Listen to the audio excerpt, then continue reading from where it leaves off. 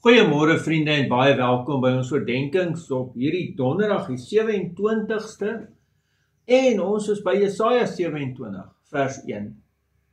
Hoor hierdie woorde: Op daardie dag sal die Here met sy wrede en groot en sterk swaard rekenskap eis van Levitiaan, die vinnige slang, van Levitiaan, die kronkelende slang. Die monster wat in die see is, sal hy doodmaak. Vriende, in die Joodse tradisie en mitologie het die bose in die see gebly. En Levitiaan was die see monster. En groot rede hoekom die Jode so bang was vir die see ook en vir die water, dat hulle het nie daar gegaan nie, want dit was die plek van die bose. En nou op hierdie einddag van die oordeel kom die Here en hy trek sy groot swaard en hy reken af met die bose. Vir die volk, en jy kan nou selfs oorgaan na ons as Nuwe Testamentiese gelowiges en ook gaan kyk wat sê Openbaring hiervan. Maar die groot troos dat daar kom 'n dag. Nee, hy begin so op daardie dag.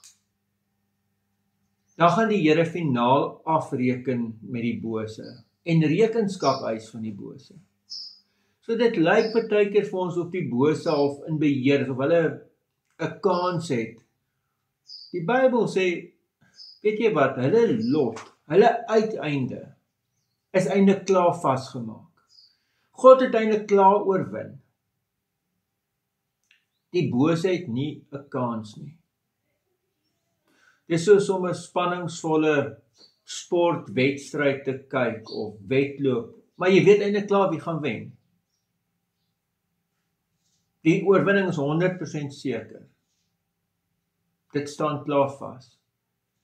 Christus het oorwin, uit die bose in die kruis uitoorlê.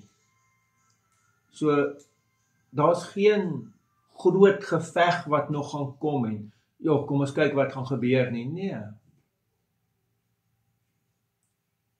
God eis rekenskap, hy trek sy swaard en dan sit verby. Dis my troos. Amen. Here almagtige God, dankie ook vir die teks. Dankie dat ons weet die bose se dae is getel. En U tree op ter wille van ons redding, in die naam van ons Here Jesus Christus.